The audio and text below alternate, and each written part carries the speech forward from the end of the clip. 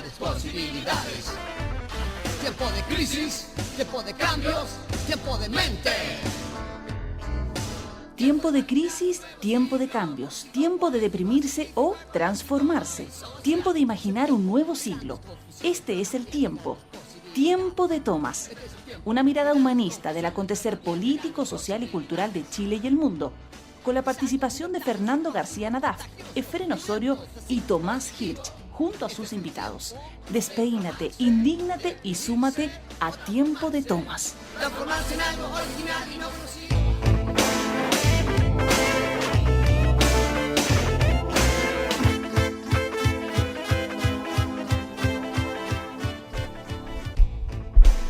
La arista más escabrosa de todo este entramado de corrupción político-empresarial que estamos viviendo y del que no podemos salir semana tras semana, la arista más escabrosa no es que la Concertación, hoy día autollamada Nueva Mayoría, haya financiado sus campañas electorales con las plata del mundo empresarial.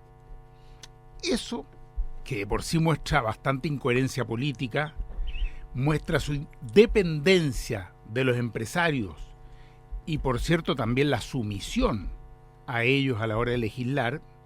Eso ya lo sabíamos todos, no tiene nada nuevo. Yo me imagino que nadie suponía que los millones de las campañas les llegaban del ferretero del barrio, o del panadero, o del vendedor de mote con huesillo. Evidentemente siempre han sido financiados por los grandes empresarios. Desde hace años es evidente que están coludidos con ellos y que ese amable traspaso de millones para las campañas y los bolsillos se paga también con amables leyes que lo favorecen. Lo nuevo entonces, es que yo creo que ni en las peores pesadillas uno se imaginaba que sus recursos podían venir directamente de los bolsillos del mismísimo yerno, del yerno de Pinochet. Y que además iban a poner a uno de sus mejores abogados, don Samuel Donoso, ex secretario general del PPD, girardista a más no poder, a defender a ese tenebroso personaje, el primer yerno, para impedir que los antecedentes fueran conocidos por parte de la Fiscalía. Lo que va más allá de toda la imaginación es que iban a mover todas sus fichas para bloquear la investigación, para que el Servicio de Impuestos Internos no se querelle por más de 100 días, para que el Tribunal Constitucional se entrometa, Tribunal Constitucional que quizás es la peor herencia que tenemos todavía de la dictadura y que sigue poniendo cortapisas a una verdadera democracia. Lo que supera toda la imaginación que podríamos haber tenido es que el mismísimo Enrique Correa, él, el ex ministro, él iba a ser el asesor en la sombra del primer yerno para intentar que él saliera bien parado. ¿Qué verdad esconde este yerno para preferir el descalabro de su empresa, la caída de las acciones, la renuncia de directores, demandas judiciales? ¿Por qué prefiere eso a contar lo que él sabe? ¿Qué verdad que los haría caer esconden en la Nueva Mayoría, que prefieren quedar evidenciados como corruptos mientras bloquean a fiscales, manipulan al Servicio de Impuestos Internos, silencian a quienes saben o piden que se sepa la verdad? Yo me sospecho que si esa verdad se conoce, podemos llegar a una situación bastante novedosa. Que la mayor bancada parlamentaria sea la bancada Capitán Llaver, es decir, la de la cárcel. Sería una bancada bastante curiosa. La presidenta, que habló de igualdad, que habló de emparejar la cancha, hoy día ha quedado totalmente desacreditada. Con la familia envuelta en negocios millonarios, hoy día nos enteramos de nuevas situaciones irregulares. Ahora tenemos que hablar del caso Consuegra.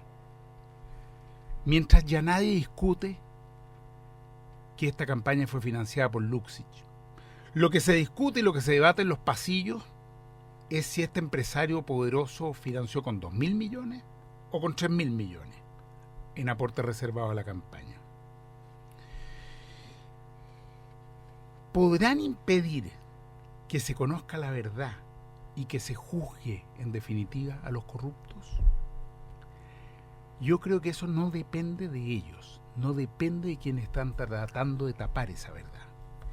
Depende en definitiva de todos nosotros, depende de los ciudadanos, depende de que sepamos mantener la voz muy alta, la denuncia, el repudio y la condena a estos hechos que venimos viendo día a día en la agenda pública, en el mundo de la política y el dinero. Aquí comienza un nuevo tiempo de tomas en Radio Universidad de Chile, la radio que piensa. Aquí estamos junto a Efren Osorio. ¿Qué tal, Efren? Y por cierto, con nuestros invitados de la semana. ¿Qué tal, Tommy? Tomás. Tommy. ¿Qué tal, Tomás? La verdad es que acá estamos, efectivamente, como que da lata seguir hablando de estos mismos temas, pero cada vez hay nuevos temas relacionados. Es curioso, esto como que nunca acaba. Demos nuestro saludo también a Fernando García, nuestro tercer panelista, que está hoy sigue lesionado, sigue con licencia médica. Así que un gran saludo a Fernando. Y efectivamente, tal como tú dices, la cosa está cada vez más olfateándose extraño y raro. Yo te quiero contar que anduve por el Parlamento, por el Congreso. Yo había ido 5 veces al Congreso, 3 de las cuales había salido, me habían sacado con carabineros, no, 4 de las cuales me habían sacado con carabineros, así que esta vez entré y salí sin ningún problema. Y fíjate que ahí hablaba con algunos amigos parlamentarios, de esos parlamentarios nuevos, jóvenes, y off the record me decían, viejo, acá se rumorea, acá se plantea, se habla off the record y entre pasillos, de que serían 40 los parlamentarios involucrados con SQM. 40.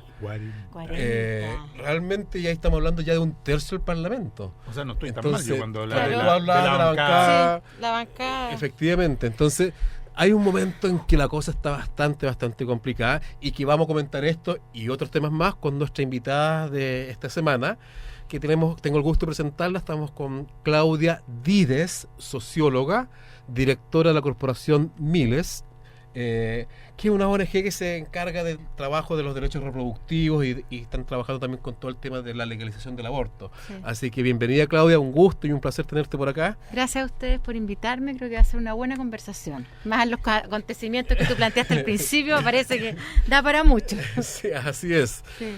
Así que con todo lo que está pasando, la verdad es que se hacen cortos los programas, porque nos van bombardeando con caso yerno, caso suegra, caso hija, caso etcétera, caso yerno de Pinochet, en fin. ¿Cómo se ve desde una perspectiva de alguien que está buscando igualdad de derechos, de alguien que está buscando terminar con distintas formas de discriminación que arrastramos por, siglos, todo lo que está pasando hoy día en nuestro país? Mira, a mí me parece una situación dramática, de verdad yo creo que es dramática porque pone en cuestionamiento las instituciones legítimas en un Estado democrático y cuando vemos, yo comentaba antes, cuando vemos las encuestas de este último fin de semana respecto a la legitimidad de las organizaciones, de instituciones, a mí me llama profundamente la atención que sea Carabineros, la PDI, Fuerzas Armadas, no sé si en el mismo orden, pero los tres de todas maneras en los 3 primeros lugares, porque eso habla entonces de una sociedad donde todo el otro tipo de organizaciones, parlamento, gobierno, organizaciones sociales, organizaciones religiosas, pierden legitimidad y por lo tanto pierden la confianza de la sociedad. Y en ese sentido, yo creo que es preocupante, creo que hoy día el Poder Judicial tiene en sus manos la posibilidad de reivindicarse, digo yo, a propósito del tema de derechos humanos que sentimos que en Chile todavía no se ha cerrado, ¿no? Tenemos miles de casos abiertos, situaciones de detenidos desaparecidos, que todavía no sabemos nada. Yo creo que el Poder Judicial tiene por lo menos un pequeño espacio para reconciliarse con cuestiones grandes del país. No estoy hablando de la justicia diario, porque, igual ahí hay problemas, tribunales de familia, etcétera. Seguro. Pero creo que hay un espacio para reconciliarse. Entonces, cuando te escuchaba a ti de hablar de este tema de de lo que ocurre, que todos los días nos enteramos de nuevas cosas, quién sabe de cuánto más nos vamos a enterar, ¿no? Y creo que aquí lo que nos estamos enterando es cómo los diferentes poderes que están en la sociedad, la hegemonía de estos poderes, se entrecruzan entre grupos, clases políticas, grupos económicos, grupos de ideológicos, ¿no? Y entre medio tenemos que legislar sobre el aborto terapéutico en 3 causales, que es el mínimo que las mujeres pueden pedir. Antes de entrar al tema, no voy a entrar al tema, simplemente era para decir, mira, y entre medio está, es como que se nos queda al lado el tema, sí, ¿no? Yo creo que es súper importante y por eso estás acá. Uh-huh. Pero tú hablaste de una frase que hablaba del cuestionamiento a instituciones legítimas. ¿Qué tan legítimas son las instituciones realmente? Porque de alguna manera muchos del origen de estas instituciones están vinculadas a una constitución que fue aprobada en tiempo de dictadura. Entonces, cuando hablamos de un parlamento, cuando hablamos de un sistema electoral, cuando hablamos de un senado, cuando hablamos de ministerios, cuando hablamos de una presidencia de la república, yo no estoy cuestionando el sistema democrático por el cual años luchamos, pero sí estoy cuestionando la legitimidad de origen de estas instituciones, que yo creo que está a la base de muchos de estos problemas. Yo creo que tienes toda la razón. O sea, yo creo que lo que nos pasó en estos 25 años, independiente de los grupos más alternativos, que siempre tu propia candidatura, ¿no? Que muchos votamos por él y por otras candidaturas más que en otros tiempos, es un gran silencio durante 25 años, y yo creo que lo interesante es que a partir de diferentes eventos sociales, llamados eventos, que no alcanzaban a conformarse en un movimiento, y de ahí de cómo los movimientos se transforman en un poder político, es lo que nos ha venido sucediendo en los últimos años. Y creo que justamente, yo estoy totalmente de acuerdo contigo, aquí hay a la base de este orden social, por decirlo así, a la base está lo ilegítimo que es la Constitución del 80. Y por primera vez, a mi juicio, en términos ciudadanos, hay voces críticas que venían de antes, Tomás, sí. Y tú mismo eres una de las voces críticas, pero creo decir como un aliento ciudadano que dice basta, ¿no? Basta de ISAPRES, basta de AFP, basta de todo este tema de los intereses, el Falabella, el no sé cuánto, etcétera, el retail. Entonces, yo creo que se nos juntan varias cuestiones y que bueno que se nos junten, qué bueno que la ciudadanía, así como ayer fueron capaces 150 feligreses de la Iglesia Católica de decir no queremos este obispo, porque no queremos ni gente que encubre la pedofilia, ni que hayan sido pedófilos, digamos, y yo creo que ese es un despertar. Yo hablo de un despertar, así como hablaban de las primaveras, nosotros es como un despertar. Tuvimos un silencio durante 25 años, pero todos los silencios se acaban con cualquier familia, ¿no? A mí, una de las cosas que me impresiona de la vida que nos ha tocado vivir es justamente esto de los 25 años que tú has repetido, y es cómo es posible, y creo que además somos el único país del mundo, que 25 años después del término de una dictadura mantenga todavía y arrastre elementos fundamentales de esa dictadura. Por lo pronto, la Constitución. Y varias otras instituciones o varias otras cuestiones creadas en esa dictadura, como las AFP, como las privatizaciones, como las ISAPRE, en fin, como la legislación laboral. Como el Mercurio, digamos, cómplice del golpe de Estado. Y que han quedado ahí, y como muchos civiles que fueron parte de eso y que estuvieron involucrados. El mismo señor Noboa, que hoy día se da el lujo de ir a declarar a tribunales, ¿no es cierto?, a la fiscalía, y que dice, mire, mantengo silencio, yo no hablo.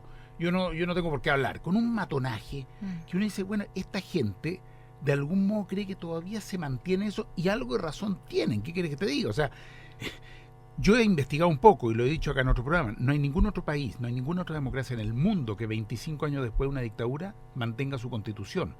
Es como si la Alemania nazi hubiera seguido vigente el nazismo, terminó 45, 55, 65, el año 70 y tanto. Claro. No, era parte de un pasado ya lejano. Entonces, uno dice, ¿qué han dado mal? También queda bastante raro, y no me gusta hacerlo, aunque lo voy a hacer ahora, cuando uno dice, nosotros lo dijimos hace ya tanto tiempo. Pero eso sí me da un elemento de optimismo a mí cuando veo que las nuevas generaciones algo está cambiando y de algún modo están reaccionando. Y ya esto está llegando a una situación de deterioro tal y de rechazo tan grande, que temas que hace un tiempo uno levantaba la voz y lo decía y éramos una candidatura en el desierto, por último. Claro.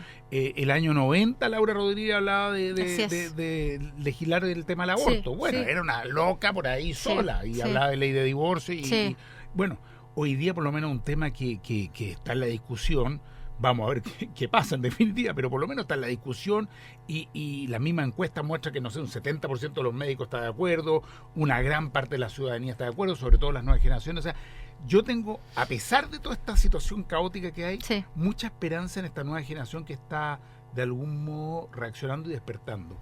Sí, yo ahí recuerdo mis clases de historia, así que la historia siempre hace bien recordarla, que también Chile tiene una característica, un Estado portaliano, ¿no? Y un Estado que es muy autoritario, un Estado que además, donde se han construido las constituciones, cualquier historiador me puede, por favor, sugerir que no es así, no hay ningún problema. Las constituciones no han sido elaboradas por el pueblo, la ciudadanía o la gente, ¿no? Nuestras constituciones, la verdad, Así, que tienen más efectivamente. características militares que de otra manera. Entonces, lo que aquí está surgiendo, a mi juicio, es una situación que es muy interesante porque justamente hace que nuevas generaciones empiecen a pensar de otra manera y que recojan también las generaciones de nosotros, que creo que las leyes de amarre no solamente fueron leyes, sino que también fueron leyes psicológicas de amarre, ¿no? Este susto que venían de nuevo Así los es, militares, y eso es muy importante. esto, yo creo que hay una situación psicológica digna de estudiar por los psicoanalistas en este país, el decir el miedo, ¿no? El miedo a enfrentar, el miedo al conflicto, la palabra consenso. Cada vez que uno planteaba un disenso, te sacaban de la mesa, o sea, ni siquiera podías decir, ¿sabes qué? Yo no estoy de acuerdo. Y creo que hoy día por primera vez empiezan a aparecer en televisión, en los medios de comunicación, en las radios, ¿sabes qué? Yo no estoy de acuerdo, ¿no? Y yo creo que ese es un fenómeno muy interesante psicológico y social del Tú país. hablabas de la sociedad portaliana. Sí. Y yo creo que ahí está el doble discurso instalado, o sea, donde un portal habla del orden, pero en la noche está en la chingana Por ejemplo. bebiendo, y entonces siempre que hay una cuestión de doble discurso tremenda, que a propósito también está hoy día presente en todo el tema de la corrupción, porque yo igual reflexiono, es cierto, son todos unos ladrones y la corrupción es tremendamente grande, pero hoy día recién hoy día Novoa y Moreira están siendo cuestionados por probable robo y por probable manejo ilegítimo de recursos, pero sin embargo ellos tuvieron el pecado de ser cómplices de tortura, de asesinato, y sin embargo eso a los 25 años nunca se le ha marcado como sociedad, como que se le aceptó, como que se le toleró, sin embargo no se le permite que... Bueno, pasó con Pinochet también, ojo. El mismo caso de Pinochet, efectivamente. O sea, acuérdense que Pinochet se levantó de la silla, que yo encuentro que va a ser lo más brutal en términos de imágenes. Yo era partidaria, en que algunos no pueden estar de acuerdo, era partidaria que lo enjuiciaran afuera, porque no tenía ninguna garantía que lo enjuiciaran acá. Y así fue, y se levantó de la silla. Pero eso era evidente, evidentemente se hizo todo el manejo para traerlo de vuelta, es parte de toda ese manto de impunidad de las razones de Estado. La gente se olvida ya porque pasó hace mucho rato, los pinocheques, y hoy día uno empieza a escuchar de nuevo en los pasillos de la moneda las razones de Estado. Y esta palabra razones de Estado, que en definitiva significa encubramos las cosas, tapemos todo, no vaya a ser que salgamos los 40 diputados, los Alibaba. Uy, justo. No, en 30. Ya, eran 30, ya. Pensé que eran los 40 ladrones de Alibaba. Pero yo No, quiero... 40 son 40. Alibaba y los 40 ladrones. Claro. Claudia, yo quiero, respecto de los temas de género, Ujú. ¿qué ha pasado en estos 25 años? ¿Estamos igual que al término de la dictadura? ¿Ha habido un cambio, pregunto, en dos campos? Legislativo, es decir, derechos, y, ya que tú lo tocaste y me parece fundamental, psicológico, psicosocial, es decir, desde el punto de vista del emplazamiento de las mujeres y de la sociedad en general. ¿Cómo ha Yo sido creo ese que proceso? decir que no han habido cambios es falso, pero yo creo que han habido más procesos de cambios de comportamiento, de conductas, de exigencias, de empoderamiento que de leyes. Las leyes han ido, como siempre, muy lentos respecto a las transformaciones. Creo que una de las leyes importantes que se logró fue la de violencia intrafamiliar, que costó mucho que saliera, la de divorcio ni hablar, son 100 años, la ley de filiación, que los hijos dejaran de ser legítimos y por lo tanto todo hijo era igual ante la ley. Hay una serie de cambios que son sumamente importantes y que la verdad es que hay que darle el reconocimiento. No obstante, yo creo que hay una serie de temas que tienen que ver con el tema de la intimidad, ¿no? Con la sexualidad, con la reproducción, donde no ha habido cambios fundamentales. Yo creo que, por ejemplo, un tema de la educación sexual son 25 años donde los poderes fácticos han influenciado en cambiar las políticas públicas, en que no se hagan políticas públicas, ¿no? Es decir, todos los planes pilotos que se han inventado miles, algunos técnicamente impecables, sin embargo, no se implementan. Basta un llamado de la iglesia, basta el llamado a un arzobispo ¿Y qué ha bloqueado y que eso? han bloqueado, ¿no? Entonces, y después nos quejamos de las cifras de embarazo adolescente, las cifras de infección de transmisión sexual, de VIH-Sida, y suma. Entonces, eso por un lado, educación sexual. Y, por ejemplo, todo el tema que tiene que ver con la entrega de los métodos anticonceptivos, los consultorios de atención primaria. Los adolescentes no van a ir al consultorio donde se atiende su mamá y su abuela y la señora de la esquina. Eso es, por favor, recordemos cuál fue nuestra sexualidad a los 14, 15 años, ¿no? Y por otro lado, todo el tema de aborto. Yo creo que, mira, basta con recordar. Yo pregunto, por ejemplo, a la derecha. ¿Por qué la derecha no se llenó tanto la boca, y perdón que sea así tan expresiva, se llenó tanto la boca en la época de dictadura respecto al aborto? En la época de la dictadura había aborto terapéutico en Chile. Pero basta que Jaime Guzmán, con toda su ideología conservadora, retrógrada, no llamada el gran ideólogo, porque evidente que era un tipo bastante inteligente para dejar amarrado 25 años después todo. Él impone eso por una cosmovisión que tenía de cómo el ser mujer, ¿no? Mucha gente, sobre todo los jóvenes, no saben eso. ¿En qué minuto en Chile? Porque en Chile existía el aborto del año terapéutico. 31 hasta el año 89. Y en septiembre del año 89, en estas comisiones parlamentarias, este congreso que no existente, Comisión Ortúzar, lo que se hace es justamente derogar un artículo muy simple que había, el artículo 119 del Código Sanitario, donde dice que no se puede hacer nunca más un aborto terapéutico. Y ahí se pasan todos estos años de que incluso antes que las mujeres tuviéramos derecho a votar, teníamos derecho al aborto terapéutico. E incluso, yo quiero recalcarlo, en la época de la dictadura, entonces una mujer podía claro que sí, abortar. Claro que y después sí. en democracia no. No, y en democracia no. Entonces, ahí el llamado es decir, bueno, ¿qué es lo que pasó? ¿Cómo se configuró esta cosa que llaman valórica, que a mi juicio más bien de ausencia de derecho, ¿no? ¿Cómo se configuró? Y se configura por alianzas conservadoras que van de un extremo a otro de los partidos políticos. Y eso quería plantearte, Claudia, recordarle a los auditores que estamos conversando con Claudia Dides, socióloga y directora de la corporación Miles, y que pueden llamar después de los comerciales, pueden llamar a los siguientes teléfonos para que nos hagan observaciones, consultas, propongan, cuestionen lo que estamos planteando acá. Pueden llamarnos a los teléfonos 2977-1579, 2977-1579 o al 2977-1580. 2977-1580, así que esperamos sus llamados.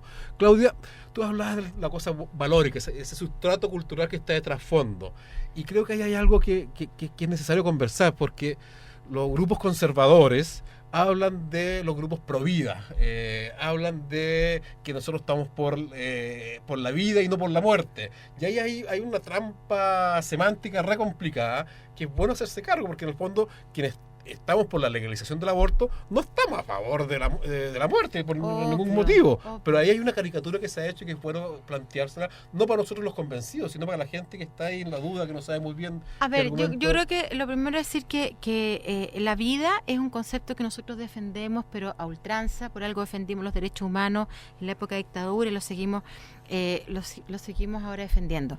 El punto está en que nosotros defendemos la vida y la salud de las mujeres, ¿no? Y yo creo que ese concepto no es un concepto que pertenezca a los grupos conservadores, es un concepto que le pertenece a todos. Cuando nosotros estamos hablando de estas tres causales, son de inviabilidad. Yo los invitaría, porque todo el mundo es internet ahora, a que busquen qué es lo que es un feto inviable. Porque cuando ponen una caricatura en un medio de comunicación de una guaguita, ¿no?, de 6 meses, con un chupete y gateando, obvio que estamos porque esa guaguita viva es maravilloso. Cuando un embarazo es deseado, ¿qué mejor? Estamos hablando de fetos sin cabeza, estamos hablando de fetos sin cerebro, estamos hablando, no estamos hablando, ojo, de discapacidad, ni estamos hablando de síndrome de Down, estamos hablando de un feto que no puede vivir. Que no es viable. Que no es viable, es decir, está en el útero, sale y se muere. Y por otro lado estamos hablando de situaciones en que se pone en riesgo la mujer, situaciones de salud, preeclampsia, problemas renales, problemas hepáticos, donde entonces ahí, ¿cuál es el bien mayor, no? Y el bien mayor aquí es la salud de la mujer porque es persona. El feto todavía no es persona. Va a ser persona cuando nace y eso está sumamente, digamos, declarado en la Corte Interamericana de Derechos Humanos con el Pacto de San José y en el último, el Murillo, que fue uno de la sentencia que salió. Entonces el tema de la vida es un tema que nos pertenece a las mujeres, es un tema que yo diría más bien que ellos son antiderechos, ¿no? Antiderechos, porque aquí lo que estamos hablando es de un derecho que estaba en nuestro país estaba hecho, ¿no? Era parte de nuestra vida social, y hoy día nosotros decimos, por favor, a lo menos tenemos que volver a tener esas 3 causales. Y el caso de violación, a mí me parece inhumano lo que dijo ayer este cura, que era peor era peor un aborto que una violación. Yo le diría, sabes que no recuerdo, lo voy a buscar mientras seguimos hablando para recordárselo, pero también creo que fue un cura brasilero en el caso de una niñita brasilera que violada. Pero el punto es que la violación hoy día en Chile, hay 17 mujeres que diariamente denuncian violación. Es decir, hay una mujer cada 25 minutos, también por otra estadística. Denuncia. Pongamos que de esas denuncias solamente el 10% se confirma que es violación. Estamos hablando de 7 mujeres al día. Eso nos da alrededor de 5.000 a 6.000 casos al año, ¿no? Y solamente mujeres que seguramente van a ser mayores de 18 años. ¿Qué pasa con nuestras niñas de 10 a 14 años? Ellas no van a ir a denunciar porque están siendo agredidas sexualmente por el papá, por el padrastro, por el hermano. Es intrafamiliar. Entonces, si esta es una sociedad que no se hace cargo de una familia que debe ser protectora, cualquiera sea el tipo de familia, y entonces castigamos doblemente a las niñas que son violadas y que además las hacemos tener la guagua, ¿no? Y que nace esta guagua y además le hacemos apego y después muere esta, como fue el caso de la niñita de Tisné hace poco, que además murió porque era un feto que era inviable. Entonces, cuando nosotros decimos defendemos la vida, estamos defendiendo la vida de estas niñas, de las mujeres, de las adolescentes, a decidir. Si quieren seguir con su embarazo, que sigan. Nadie las va a obligar y nadie las puede obligar. Pero sí tienen el derecho a tener información para decidir. Y en ese sentido, una niña puede tener discernimiento. Cuando uno le entrega información a una niñita, a un adolescente, ellos son sujetos de derecho, pueden pensar por sí solos, no los tenemos que manipular. Entonces estamos haciendo un llamado también al tema de sujeto de derecho de los niños y los adolescentes. Son penalizados a los 14 años, pero no pueden decidir en el campo de la salud sexual y reproductiva. Qué contradicción, ¿no?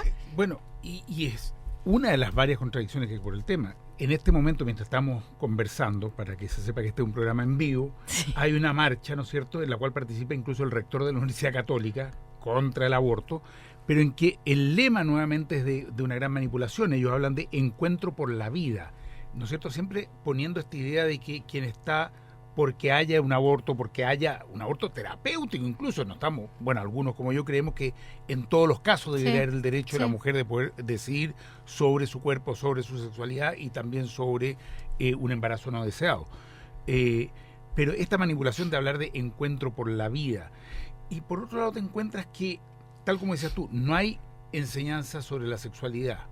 Impiden que se entregue la píldora al día después cuando esta es requerida, ¿no es cierto?, en un consultorio, y cuando incluso la ley establece que deberá estar disponible. Así es. Pero por otro lado, una vez que se produce ese embarazo no deseado, obligan a la persona, ¿no es cierto?, a continuar con ese embarazo. Más aún, tenemos receta retenida aún. Nosotros no podemos ir cualquiera de ustedes no puede ir a comprar una anticoncepción de emergencia porque necesita una receta. Es como si fuera un psicotrópico. O sea, hay que ir al médico primero. Al médico o la matrona para que recete. Entonces son 30, 40 lucas, o es la pérdida del tiempo. Yo no puedo ir a comprar un anticonceptivo de emergencia. ¿Y cómo lo hace una Lola de sectores populares? Bueno, el de sectores va al consultorio, si no están utilizando el método Yuspes, que eran las típicas 25, dependiendo del gramaje de la anticoncepción de emergencia. Entonces, no facilitamos a la gente para tomar sus decisiones. Yo creo que eso es lo principal. Y por otro lado, a propósito que me acordé de la discusión de la Comisión de Salud la semana pasada, que el señor Abun, que me sorprendió profundamente, era partidario de la anticoncepción de emergencia. Entonces, que por favor repartamos la anticoncepción de emergencia cuando durante N tiempo, ¿no?, estuvimos 10 años luchando para tener acceso a la anticoncepción de emergencia y todavía con restricciones, ¿no? Entonces, ahí sean como este tema de la vida, yo creo que ellos deberían revisar su propio concepto de la vida. Entonces, estamos hablando que hay una situación de mucha manipulación del lenguaje, de mucha mentira de por medio. Y mitos. Hace algunos meses una ministra, ni más ni menos, dice una gran verdad, algo que por lo demás sabemos todos, ¿no es cierto?, y lo dice con total claridad, y dice, en las clínicas cuicas, ¿no es cierto?, van las hijas de la familia con plata y todos sabemos que se hacen abortos. Y quien dice la verdad en este mundo lleno de mentiras tiene que renunciar, tiene que salir del gobierno. ¿Cómo se interpreta eso? A mí me pareció, claro, algunos decían, personajes también muy progresistas, que decían, bueno, es que esto es un tema de forma, de contenido, más allá de la forma y el contenido. La ministra dice algo que todos nosotros sabemos, que todos hemos tenido una amiga, alguna pariente que se ha hecho un aborto en clínicas privadas, todos conocemos eso. Y yo creo que ahí a mí me sorprendió profundamente que el gobierno no hubiese apoyado como se apoyó en otras circunstancias. Un ministro, cualquier ministro o ministra puede meter las patas, eso, errar es humano, por lo tanto depende de la voluntad y el apoyo político que le preste Palacio, que en este caso fue nulo, ¿no? Y eso a mí me parece que lo que produjo justamente es volver a develar en esta sociedad hipócrita otra vez algo que era verdad y que entonces el gobierno no lo reconoce y la saca. Yo creo que fue un profundo error, profundo error. Ahora, más allá de lo lento que ha sido la parte legal, gubernamental, que claramente están desfasados, igual yo recordaba que hace 5 años atrás la palabra condón estaba prohibida. Todavía no tenemos campaña, ojo. Todavía no hay campaña. No hay campaña uso del condón. Ni siquiera es posible hoy día. Entonces realmente estamos en una sociedad donde en definitiva, me están diciendo que ya estamos llegando a los comerciales, pero una sociedad en definitiva que tiene un doble discurso y que las acciones que ustedes están haciendo como Corporación Miles y tu propia labor, Claudia, es súper importante. Así que nos vamos a comerciales, me parece. Y a la vuelta tenemos los llamados telefónicos al 2977-1579. Volvemos con Claudia. En un minutito.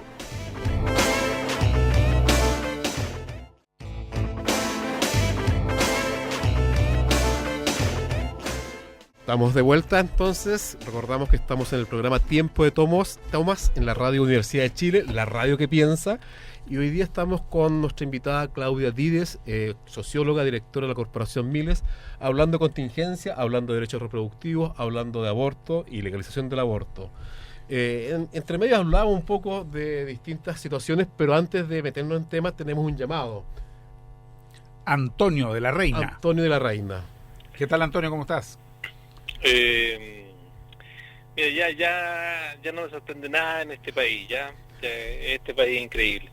Yo soy médico ya de 50 y tantos años, y bueno, me dijeron que fuera cortito, yo voy a tratar de resumir. Eso, porque hay varias llamadas ahí en... Sí, está bien, mira, dos cosas. Una, las abuelitas Osandón, las abuelitas Larraín, las abuelitas Echeñique, las abuelitas de las abuelitas, tenían re poco sexo, o sea, los varones se acostaban con ellas 8 veces porque tenían 8 hijos o tenían 6 hijos, ¿no es cierto? ¿Ya? Eso es lo primero, o sea, me parece muy extraño a mí que en esa época no se tuviera más sexo, porque... Segundo, la fertilización in vitro. Así es. Se ovulan, 4 espermios fertilizan 4 óvulos, se coloca uno y los otros 3 son desechados. Ajá.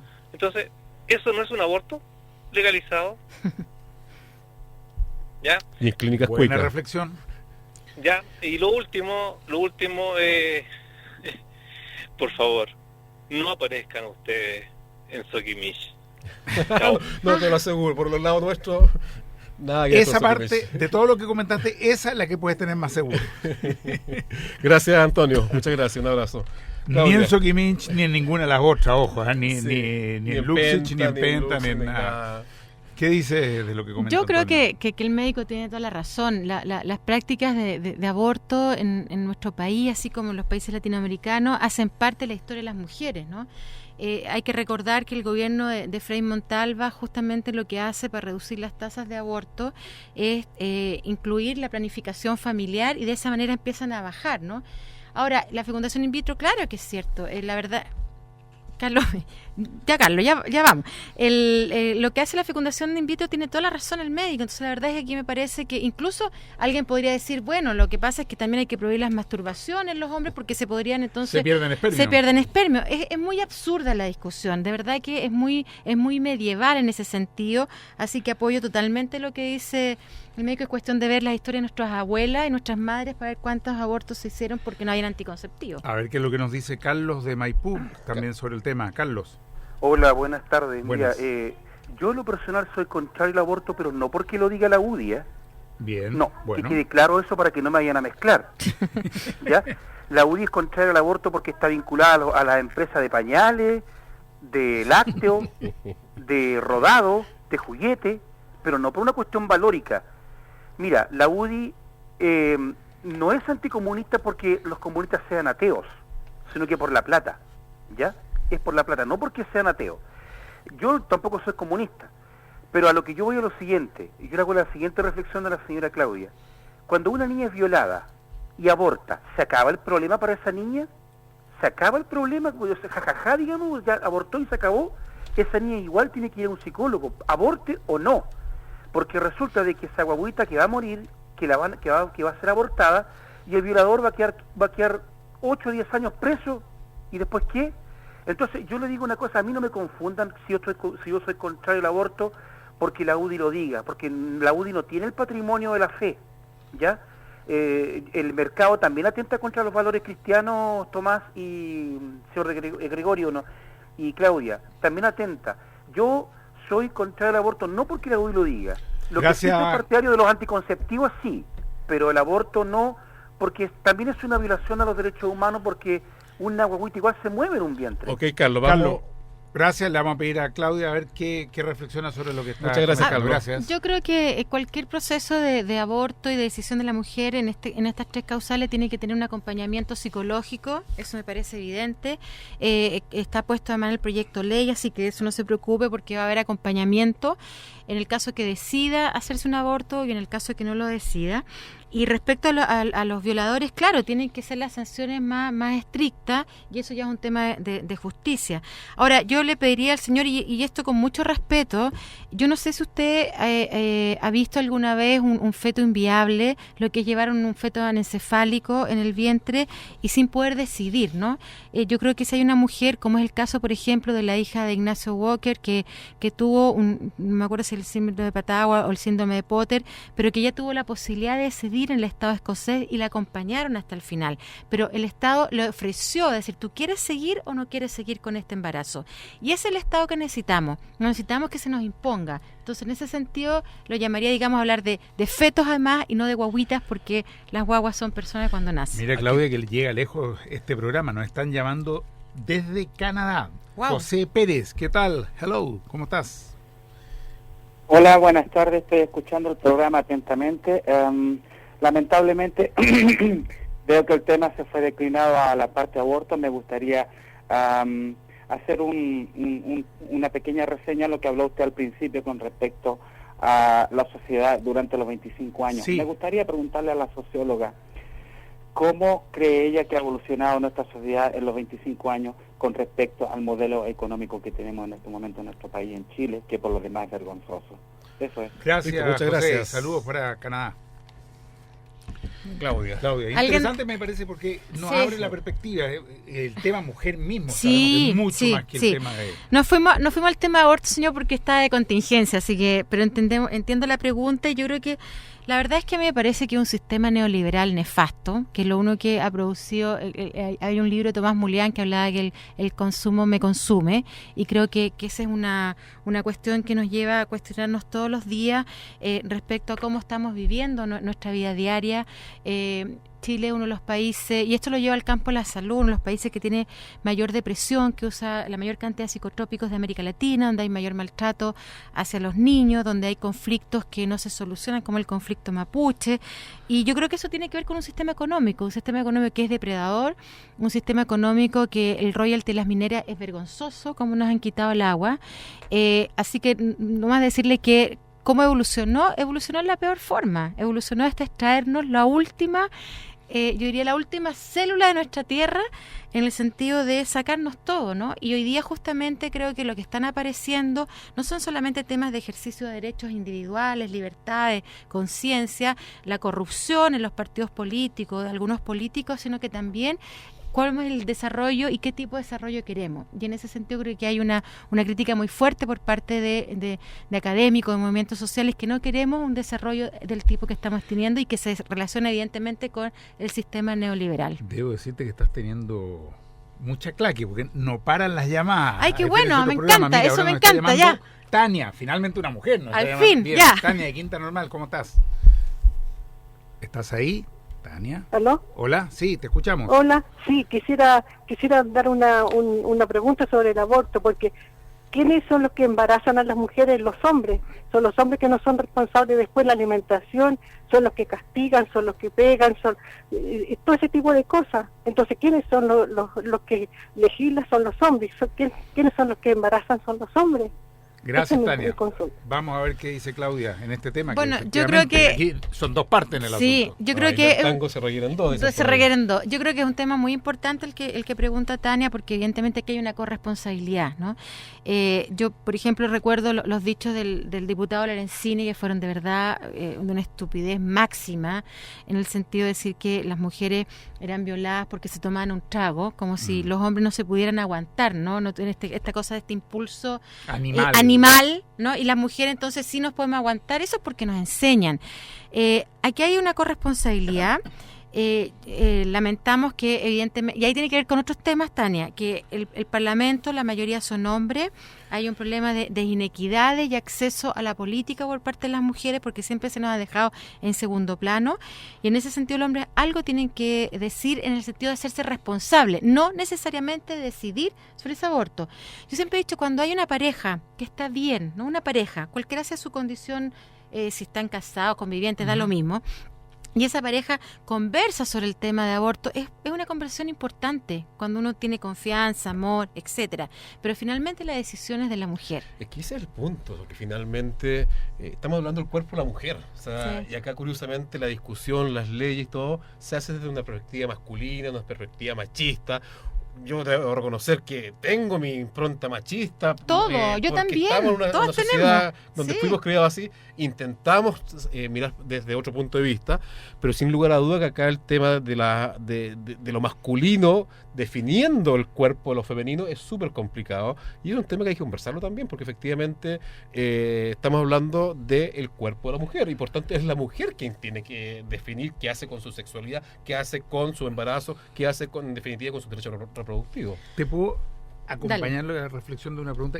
¿Qué otros temas te parece a ti que hoy día están pendientes sobre los cuales hay que avanzar en legislación y en derechos de la mujer? Yo creo que hay que avanzar en el tema de violencia sexual, de violencia de género, ampliarlo al concepto de violencia de género. Creo que Chile tiene que ratificar la CIDAW, que es la Convención contra la Eliminación de todas las formas de discriminación contra las mujeres. Creo que Chile tiene que avanzar en educación sexual. No bastó la ley 20.418 porque efectivamente había ausencia de un reglamento. Me parece que eso está... Y creo que hay un tema fundamental, pero que aquí es mucho más amplio, estructural, que los derechos sexuales y reproductivos deberían estar incorporados en la nueva Constitución. Porque si uno revisa, independiente de cómo han sido los procesos constituyentes en los otros países latinoamericanos, en general el Ecuador incluyó los derechos sexuales y reproductivos. ¿Por qué? No es por una cuestión de las mujeres que les dio la gana, es porque es parte constitutiva de los seres humanos, porque también tenemos que legislar para aquellas mujeres que no quieren tener hijos o para aquellos hombres que no quieren tener hijos. Entonces, es decir, las mujeres no se pueden convertir en una especie de vasija de la maternidad, porque la maternidad tiene que ser voluntaria y la paternidad también tiene que ser voluntaria. En ese sentido, cuando dices tú que todos tenemos cuestiones machistas, evidentemente fuimos creados en una sociedad machista, en colegios machistas, religiones machistas, partidos políticos machistas. Faltan leyes, falta una ley de derechos sexuales y reproductivos, pero con incorporación a la nueva Constitución. Le aviso a los constituyentes que ese tema no se va a quedar afuera, bien, porque amar la pelea. Claudia, vamos a volver al tema constituyente después, pero mientras te escuchaba hablar, aparece ahí esta sociedad patriarcal, esta sociedad, esta mirada machista. Yo reflexionaba con un par de amigas hace unos días atrás y me decían algo que me llamó mucho la atención. Me decía, detrás del machismo, detrás de esa mirada patriarcal hay un temor a la fuerza de lo femenino, pues sí, a la fuerza de quien da vida, a la fuerza de quien se encarga el fuego.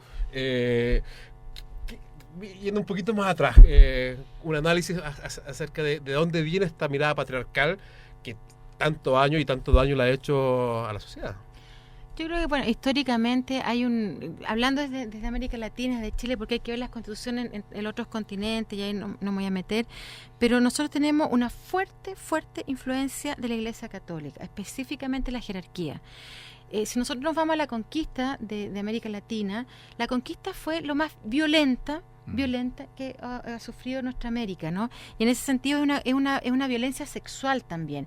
Entonces, además piensa que la violencia sexual implicó en Chile la presencia del guacho, ¿no? El guacho, sí, que es el ilegítimo, el que no pertenece a un linaje, el que no está dentro de una familia, y nuestra sociedad está constituida por guachos. Por eso es tan importante la ley de filiación, cuando dejan de ponerle el timbre a los hijos ilegítimos. Entonces, yo creo que hay una desvalorización de lo femenino, ¿no? Lo femenino en el sentido de la fuerza, ¿no? Somos seres humanos distintos, evidentemente que somos distintos, y lo distinto no significa que tengamos que tener desigualdades. Esa es la cuestión. Que seamos distintos, que seamos diferentes, no implica brechas, no implica desigualdades. Y esa es nuestra pelea histórica. Entonces, que las mujeres tengamos otro tipo de comportamiento, porque también la maternidad, los hijos, evidentemente que hay cuestiones que nos hacen ser de otra forma, así como ustedes los hombres, pero todas esas desigualdades, todas esas diferencias, disculpen, se visualizan en desigualdades. Entonces, mira, un ejemplo tan básico como, por ejemplo, las niñas no son buenas para las matemáticas. ¿Quién dice eso? Si el profesor saca a los puros niños al pizarrón o donde sea, o en la tabla, donde estén usando, a hacer el ejercicio de matemática, evidentemente yo voy a ser mala para las matemáticas, porque no me enseñan. Si el profesor no le enseña a cuidar una guagua, a cambiar pañales, ¿no? Evidentemente el hombre no va a saber. Entonces, en nuestros colegios, ¿qué es lo que no hay? No hay educación cívica, no hay educación sexual, no hay educación en los derechos humanos, no hay educación en la paz, no hay educación ecológica, y sigamos. Entonces, ¿qué es lo que estamos formando? Máquinas. ¿Máquinas para qué? Para consumir, máquinas para seguir en el mercado, máquinas que no piensen. Y yo creo que lo que nos estamos, a propósito de como tú empezaste el programa, es que lo que se está imponiendo es un pensamiento crítico por parte de distintas generaciones, y también ellos con nuestras rivalidades generacionales, porque también dicen, bueno, entonces ustedes que hicieron estos años, que estuvieron en la casa y no hicieron nada, y entonces hay que empezar a explicar cómo son los procesos políticos. Pero es evidente que se deja de mirar aquello que es distinto, y lo que más nos cuesta en este país no es ser tolerante. No, yo no estoy de acuerdo con la palabra tolerancia, la aceptación y el respeto, y eso es un proceso cultural que estamos todavía muy lejos de llegar, a mi juicio. Yo te quiero hacer dos preguntas en una, pero parecidas entre sí. Uno, que nos ayuda a comparar un poco la situación en Chile con el resto de Sudamérica en particular, digamos, qué está pasando en otros países de la región. Y dos, un poco vinculado con eso, es si te parece que sirven o no de pronto estas organizaciones que surgen, como por ejemplo ONU Mujeres, que de hecho tuvo su reunión recién acá en Chile, pasó bastante piola, como diríamos. ¿Tienen algún efecto real sobre la situación de las mujeres o son una cuestión más bien decorativa, institucional por allá arriba? A ver, yo primero decir que en América Latina vemos muy poquitos países, ¿no?, de que está penalizado el aborto en todas las circunstancias, que es Nicaragua, El Salvador, Chile. Recién algunas mujeres nicaragüenses, hay 17 mujeres que están salvadoreñas que están encarceladas, y recién le dieron el indulto a una, a Guadalupe, que además ella tuvo un aborto espontáneo, y la procesaron, la condenaron con 40 años. O sea, 40 años, y se logró ahora indultar. O sea, estamos hablando de ese nivel de proceso, que además influenciados por esta jerarquía, yo insisto, la jerarquía no es el pueblo católico. Y ahí jerarquía de la iglesia. La jerarquía de la iglesia, el poder, la hegemonía, porque el pueblo católico es otra cosa, tienen otro tipo de prácticas, etcétera. En América Latina son estos 3 países, nosotros hacemos parte de ese concierto. Tenemos muy cerquita a Uruguay, que recién hace poco logró la despenalización total. Tiene algunos obstáculos todavía. En Argentina hay obstáculos. Yo diría que no hay, salvo en Cuba, que es el único país donde no hay ningún tipo de obstáculo. En los otros países siempre hay una arista, ¿no?, que tiene que ser confirmado por un médico, por la matrona. Pero me parece, por lo que dice, que están más avanzados que Chile. Sí, totalmente. Chile, Nicaragua y El Salvador son los peores países en América Latina respecto al aborto. Curiosamente, penalizado totalmente. Curiosamente, yo anduve en Bolivia el verano antepasado, y estaba la discusión del aborto, y el movimiento feminista estaba muy crítico a la labor de Evo Morales, que había sido demasiado tibio en torno al tema. Lo mismo pasa con Rafael Correa. Muy tibio Rafael Correa. En términos de que son personajes progresistas, pero que sin embargo en este tema aparecen tremendamente conservadores. Mira, y con una influencia muy grande de nuevo de la jerarquía de Nicaragua. bueno, Nicaragua. en el caso de Correa en Ecuador, él acaba de poner a cargo de educación sexual a una mujer del Opus Dei. Con eso te digo todo. Volviendo al tema de ONU Mujeres. Del Opus Dei. Sí, del Opus Dei, que es una pelea que están dando ahí las compañeras en Ecuador sobre el tema. Respecto a las Naciones Unidas, yo creo que las Naciones Unidas evidentemente cumplen un rol que es importante, pero yo creo que siempre esta cosa de dejar que los países, que la autonomía de los países, etcétera, etcétera, que está bien, los países son autónomos y tienen que seguir por sí solos, pero hay situaciones que de verdad que necesitamos más que un empujón, o sea, necesitamos un remesón. Ajá. Y en el caso de Chile me parece que necesitamos con mayor fuerza el respaldo de las Naciones Unidas. Hemos tenido respaldo, siempre son muy cautelosos, las relaciones diplomáticas, etcétera. Yo creo que tienen un rol. Ahora, también uno podría tener una visión crítica de las Naciones Unidas respecto a que muchas veces yo diría que les falta mayor empeño, ¿no? Y que entonces que dicen, bueno, nos vamos a dedicar al tema de violencia, al tema de autonomía económica, pero el tema de los derechos sexuales y reproductivos los vamos a dejar un poquito al lado porque son medios incómodos para los distintos gobiernos. Cuestión que pasó ahora en Nueva York con los 20 o 25, ya no me acuerdo, de la conferencia de Beijing, donde los temas de derechos sexuales y reproductivos quedaron fuera de estos documentos oficiales que ustedes saben que se ponen todos de acuerdo antes y se hace la firma ahí mismo. Y yo creo que eso tiene que ver con el conservadurismo que está... Y el conservadurismo es como una lepra, ¿no? Es una lepra que se mete en todos los partidos políticos, en todos los espacios de decisión, y que lo que nos va haciendo es imposibilitarnos a la gente tomar decisiones libres e informadas. ¿Y por qué digo informada? Porque, por ejemplo, en el caso de Chile, cuando se hacen abortos ahora, que se hacen en los hospitales, eso se llaman los egresos hospitalarios, que se hacen en clínicas y cuando se hace un ectópico, por ejemplo, hay o molas, cuestiones muy significativas, se hacen con legrados muchas veces, y que es una técnica muy antigua que ya no se usa en los distintos países. Hoy día se usa la MEU o se usa los medicamentos. Entonces, además nos quitan, eso? La MEU es una técnica de aspiración que es muy rápida, es muy higiénica, muy fácil de hacer por distintos profesionales de la salud, y los medicamentos que son una combinación de misopostrol y mifepristina que se utiliza para hacer un aborto.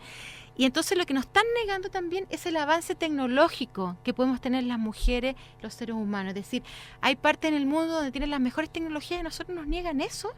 Y entonces terminamos con abortos clandestinos, inseguros, con un mercado negro donde venden el misopostrol a 70.000 pesos y que no sabemos si es misopostrol. O sea, estamos hablando de un mercado que también funciona, a propósito de la pregunta del señor de Canadá, funciona en el marco del neoliberalismo. Sin duda, ahí también metió un negocio acá. Evidentemente. ¿Hay cifras actualizadas respecto a cuántos son los abortos que se producen en Chile o estimaciones? Mira, los egresos hospitalarios, es decir, las mujeres que entran por un aborto, porque entraron con un aborto provocado o tienen algún tipo de enfermedad, son 33.000 al año.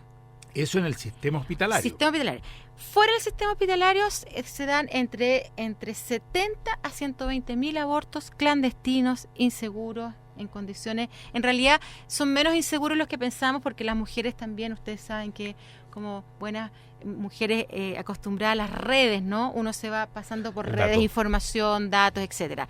Pero estamos hablando de una situación que no va a cambiar, porque la práctica del aborto es una práctica que viene de hace siglos y está en la condición del ser mujer, digamos, ¿no? Sobre todo cuando no hay apoyo del Estado para hacerse un aborto. Aprovechando que quedan todavía unos pocos minutos, yo quiero que nos cuente, que nos cuente un poco qué es la Corporación Miles. Ay, Miles es una corporación primero que queremos mucho, porque 3 minutos, porque nacimos del movimiento social, nos fundamos hace poquito como una ONG, y hoy día lo que estamos haciendo es básicamente trabajar en el Parlamento para que se aprueben estas 3 causales. Tenemos algunas indicaciones ya que vamos a hacer entrega.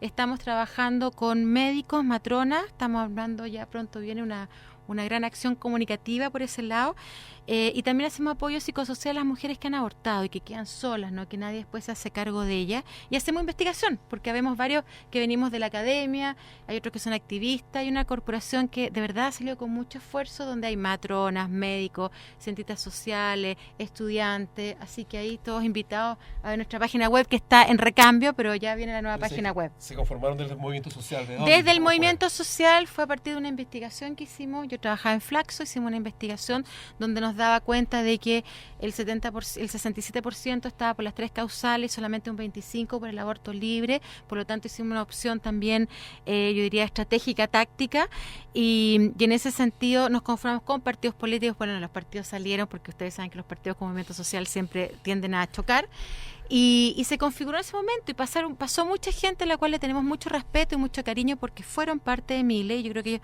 también le tienen cariño y respeto. Y hoy día, bueno, está también nuestra parte de voluntarios, que estamos haciendo un llamado a los que quieran ser voluntarios en Mile, nos pueden escribir, así que invitados. ¿Hombres también? Hombres, sobre todo bien. hombres, porque los hombres tienen que acompañar, pero tienen que dejar decidir a las mujeres. Y si alguien que está escuchando quiere ser voluntario, ¿qué hace? ¿A dónde va? Nos escribe a comunicaciones@mileschile.cl, y ahí nosotros le contestamos inmediatamente en cuáles son las líneas de trabajo que pueden involucrarse. Comunicaciones @mileschile.cl. ¿Y hay una página web también? Hay una página web, mileschile.cl, tenemos Twitter, está, pero estamos cambiando algunas cosas de recursos y materiales educativos para que la gente haga sus propios talleres y tenga más acceso a la información de lo que hay ahora. Bueno, hoy estoy se nos feliz. pasó volando. Me encantó. Programa. Me encantó, muy entretenido. Llamando nuevamente, Claudia, realmente muy importante haberte escuchado, así que nos vemos el próximo lunes. Quizás con qué nuevo familiar gubernamental, si ya vamos en yerno, suegra, Alibaba, el caso tío, caso tía, prima, hermanastra. Pero por ahora nos volvemos a encontrar en la Radio Universidad de Chile, la radio que piensa, el próximo lunes, en Tiempo de Toma, lunes a las 8. Muchas gracias, Claudia. Gracias por la invitación.